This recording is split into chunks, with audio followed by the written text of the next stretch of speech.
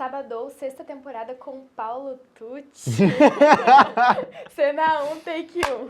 Meu primeiro contato, assim, com missão, com essa vida de servir, foi mais no internato, onde eu fiz o meu ensino médio. Eu comecei a participar nas coisas da igreja desde pequeno. Antes eu só frequentava a escola sabatina, frequentava o clube de desbravador, mas chegou um momento que eu saí de casa e fui estudar no internato, que fica em Hortolândia, o NASP Hortolândia, e eu comecei a participar mais, fiquei mais ativo na igreja, eu virei líder de escola sabatina, participava de um grupo também cantando, e eu comecei a ficar mais ativo participando das coisas da igreja. E eu fiz missão numa cidadezinha no litoral norte de São Paulo, que se chama Iguape. Então ali foi meu primeiro contato mesmo com missão. E eu pude ter aquela saída da igreja, saída do colégio para ser mais útil. Antes eu só saía no Impacto Esperança, mas nada muito especial. Mas aí eu vim para o NASP em Engenheiro Coelho, e aí eu ouvi falar sobre missões mais distantes, ali no Amazonas, né, que acontece também no Nordeste. E eu fiquei assim, cara, eu preciso ir numa missão dessa ainda.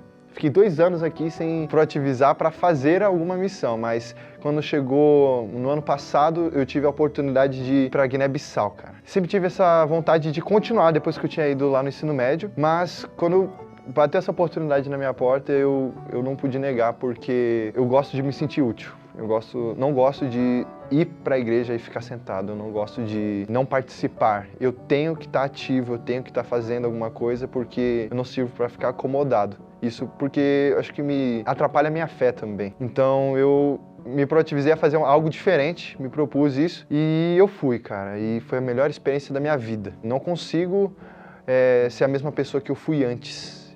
São Paulo totalmente diferente, e ter essa oportunidade de ir para Guiné-Bissau expandiu meus horizontes de uma forma absurda, porque o meu plano inicial era ir para o Amazonas, só que Deus colocou a oportunidade de ir direto para a África. Então para mim foi algo que eu tenho na minha vida como se fosse Deus guiando os meus caminhos para isso. E também falando um pouquinho mais sobre essa missão que eu fiz lá na África, no país chamado Guiné-Bissau, cara, foi tipo, eu preciso falar isso porque mudou a minha vida, essa experiência é surreal. No começo do ano, fui pra África, e ali eu fiquei assim, cara, o que eu vou fazer? Como é que eu vou poder ser útil? Porque eu ainda não sou especializado em nada, eu vou fazer de tudo.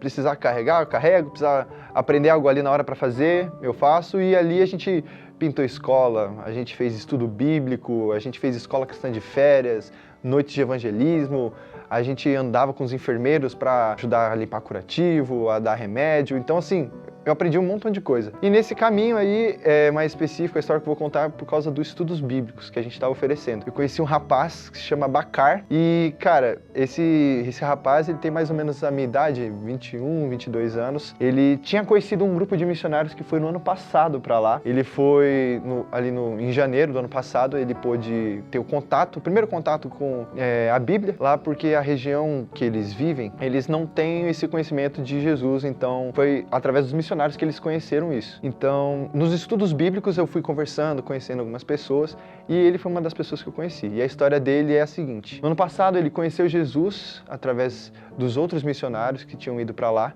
mas no momento do batismo, chegou um momento que ele empacou. Ele falou assim, cara, ou eu escolho a Cristo, ou eu vou perder a minha família, ou eu vou perder meu emprego, meus amigos, meu dinheiro, minha forma de me divertir.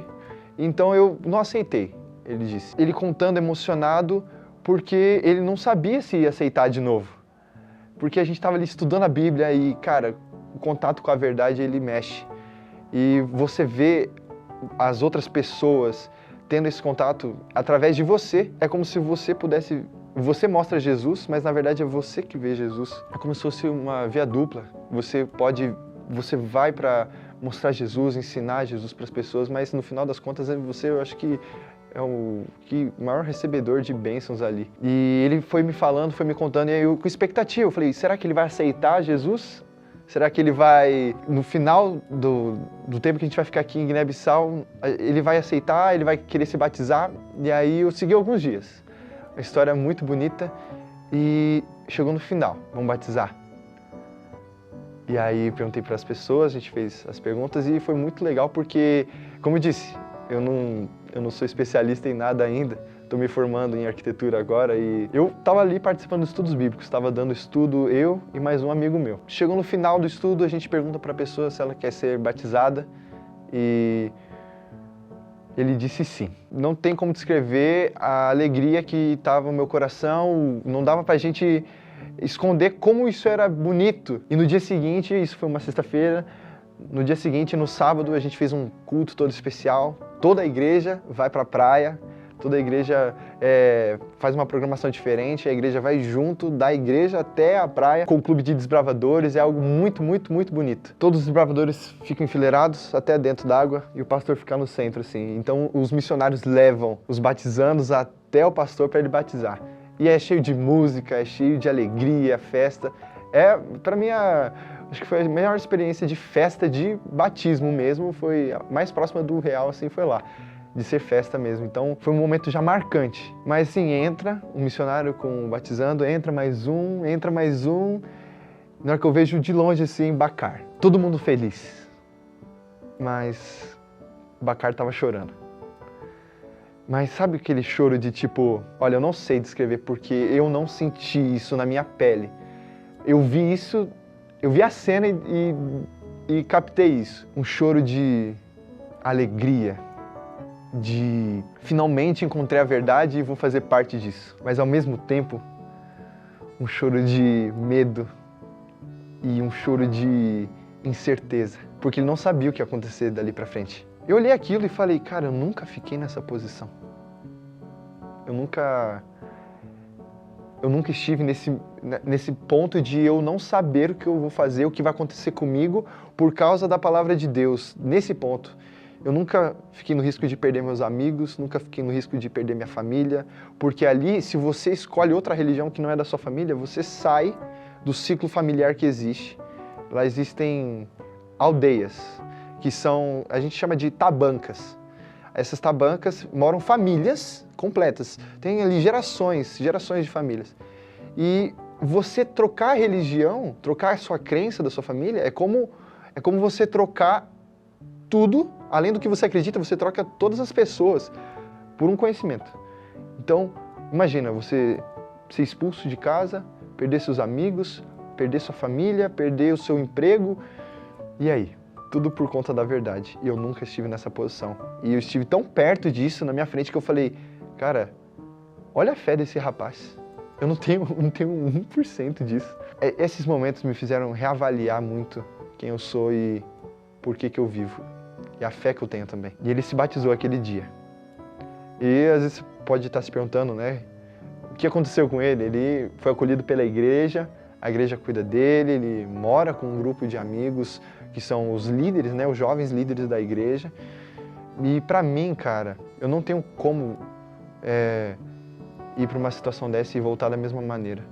Eu fico me reavaliando e relembrando essas histórias, esses momentos na minha cabeça o tempo todo. E não tem um dia que eu não tenha ficado aqui no Brasil pensando em voltar para lá e viver tudo isso de novo, porque, como eu disse, acho que fazer a diferença para mim é muito importante. Eu nunca teria vivido uma experiência dessa se eu tivesse ficado só no banco da igreja ou aceitado o meu estado de estudo, vou para o refeitório comer, vou para a igreja. Estudo, vou para o refeitório comer, vou para a igreja. Eu não consigo, eu tenho que estar trocando e é como se eu achasse aquela pergunta, né? O sentido da vida. Cara, o meu sentido é servir. E eu queria saber por que tu não deixa de participar da missão, até onde a gente sabe que tu vai fazer outra missão, futuramente. E qual é o real motivo de tu entregar a tua vida, ou por quê? Por que tu vai em busca de mais missão e tu não quer parar? Por quê?